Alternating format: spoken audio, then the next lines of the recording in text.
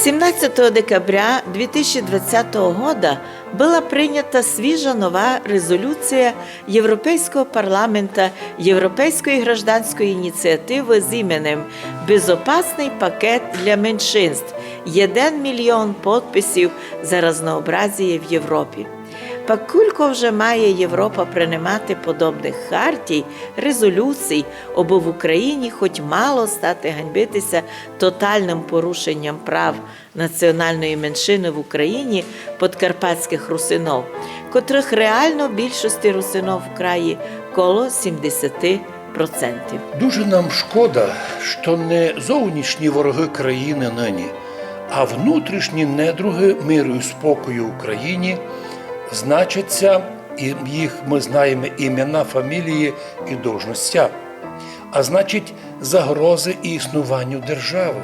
Притом виходить ця загроза від самої влади України, бо творя у державі, розпалюючи міжрелігійний конфлікт, який може перетворитися на довгий конфлікт, це загроза для держави.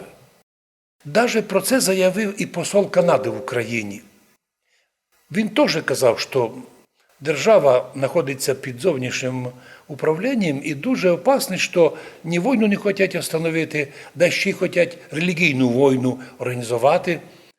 І, на мою думку, є опасність розколу держави, і ми, русини, наоборот, на протидію властям України діями так, щоб було б на захист країни, за єдинство країни, за єдинство православ'я в Україні во главі із митрополітом Онуфрієм, як єдиної, і я думаю, єдиної останньої сили для реального єдинства нашої держави на майбутнє, за створення якої ми, русини, голосували на рівні з українцями, ну і вважаємо себе на рівні з ними державотворчим народом.